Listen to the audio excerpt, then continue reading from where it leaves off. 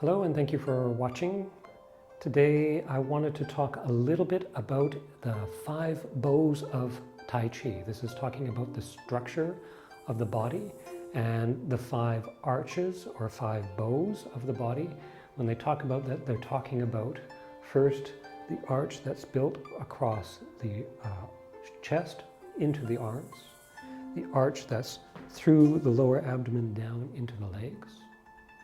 There's 2 arches from one arm to the opposite leg and from the other arm to the opposite leg. And the last arch is the arch of the spine. So these are the 5 arches that form the structure for Tai Chi.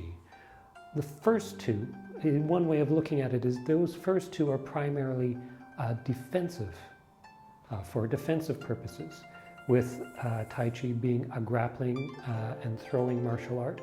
One of the main things is to have it so, to avoid it so that this arm does not come and get pinned against the body. Once it gets pinned against the body, any pressure here is going to go straight into the torso, straight into the center of gravity.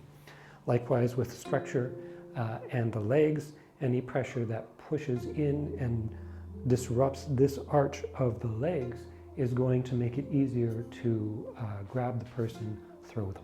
So having an arch that holds the arms away from the body, having an arch that braces out the knees is a defensive training and a defensive use of these 2 arches.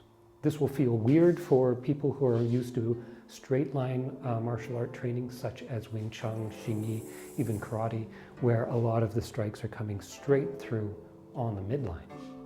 But part of that, a big part of that is the difference between a striking martial art and a grappling and throwing martial art. Tai Chi, grappling and throwing. So instead of coming through, finding an opening in defenses and striking, what you tend to be doing is your preferential placement of your opponent is to the outside. So from here, coming through, and then having them placed here for a throw, for a toss, for a trip, so on and so forth.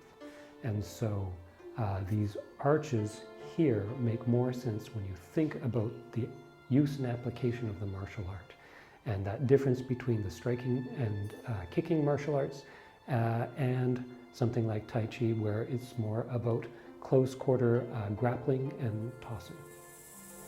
This also relates to the 3rd and 4th arch, which is these ones that going from one leg to the opposite arm and from the other leg through to the opposite arm or vice versa. And again, this is something where used offensively coming through, you step behind the person, use this area of the body and trip them across this way. So you're using this arch to provide that force through here. Wild goose spreading its wings. Here is a different posture, but the same kind of idea of an arch that comes through the body. The 5th arch is the arch across the back. This is for having force that comes pushing through. Now this is the one where there's a wider range of opinion in terms of what that arch looks like. The main thing I'll say in relation to that is that this is very different than weightlifting. Weightlifting, you're driving the force straight up. Tai Chi, usually not. If it's up and off to the side. Otherwise, it's coming through, throwing to the inside, or just receiving a push and not being bowled over from it is here, right? And so if you have two people and they're pushing against each other and they have this kind of structure, one person pushing one way, the other person pushing the other way, this way.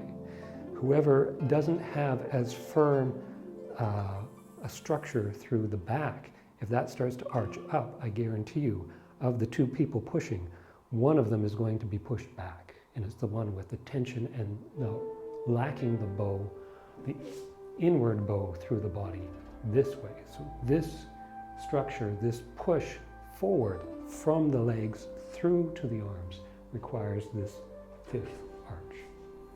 So those are the 5 arches. and how they relate to the application and postures and movement of Tai Chi. So I hope this information is useful for you. Keep training, keep practicing. We'll see you again.